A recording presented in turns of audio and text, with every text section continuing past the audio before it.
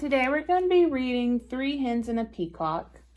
This is the front cover, and then this is the back, and this is it together. So before reading, I want you to think about what do you think a chicken does on a farm, and what do you think a peacock does on a farm? And these are the end covers.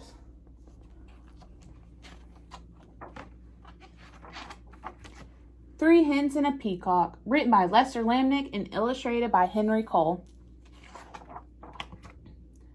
Things were quiet on the Tuckers' farm. The cows chewed their cud. The hens clucked and pecked and laid their eggs. The old hound stretched out on the porch, watching and listening. Once in a while, someone would stop to buy tomatoes or corn, perhaps a quart of milk. Nothing unusual happened there until that peacock showed up. The cows and the hens and the old hound kept right on doing what they've always done. But that peacock had never lived on a farm. He had no idea what to do. So he spread his fancy feathers and set to striking. Eventually, the peacock wandered down the road.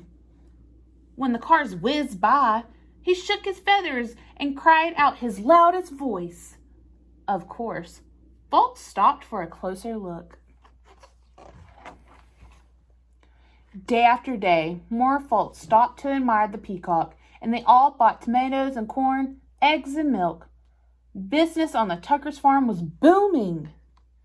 Everyone seemed happy to have visitors stopping by. But trouble was brewing in the hen house. The hens were squawking and clucking and flapping their wings. We do all the work around here. I'd like to see that peacock lay one single egg. Exactly. He just struts around screaming. I suppose fancy feathers are more important than laying eggs. That lazy peacock gets all the attention and we do all the work. The peacock had heard every word. For days, he moped about, moaning and groaning. I wish I could be more useful around here. Clucked one hen. The others ruffled their feathers. The old hound stretched and slowly raised his head. Why not let the peacock stay here to be useful while you hens take the glamorous job down by the road? The 3 hens began clucking to one another. What a wonderful plan! Yes, it's a fabulous idea. Oh, ladies, we simply must fancy up our feathers tonight, and nothing but our brightest beads, bangles, and bows. We'll stop traffic for sure. Why, you girls know I can strut with the best of 'em. The peacock perked up. Let's do it, he declared. Tomorrow I'll stay here, sit on the nest, and cluck. And we'll get all gussied up, said the hens. We'll be so glamorous. At sunrise the next morning, the hen strutted down the road. The peacock marched right into the hen house and poked his head inside. The hens flocked by the road waiting for cars. When they saw one approaching, they clucked and squawked and flapped their wings in a hurry of feathers. But every car whizzed right on by. The peacock stuck his tummy and wiggled from left to right, trying to squeeze through that tiny hen house door. His front half was in, his back half was out. Down by the road, those hens tried every chicken trick they knew.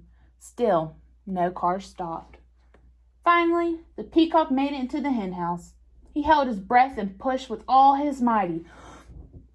But no matter how hard he tried, he could not lay a single egg. Not one. The old hound stretched out on the porch, watching and listening. What's that peacock doing in the hen house? Said Farmer Tucker. Who knows, said Miss Tucker. And what are those hens doing by the road? Not a single one of them laying eggs. Well, the way things are going, we aren't likely to have anyone buying eggs today, said Farmer Tucker. We need that peacock down there stopping cars.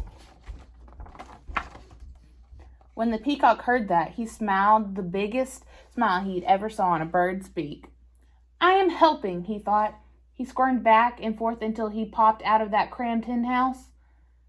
Then he trotted off to find the hens. The exhausted hens were all clucked out. Every feather was out of place. What a day. We couldn't get one car to stop. It's true. Why? Most of them didn't even slow down. The peacock met the hens as they trudged up the road. I can tell you I'm no good at laying eggs, he said. I'm just not meant for it. One hen nodded. I put on my stellar strut and even I couldn't stop a single car, she said. I have to hand it to you. Fancy Feathers, your job is harder than it looks. The other hens agreed. The peacock looked relieved. So the hens marched back to the hen house. The peacock strutted down the road. The old hound stretched out on the porch, watching and listening. And things were quiet again on the Tuckers' farm.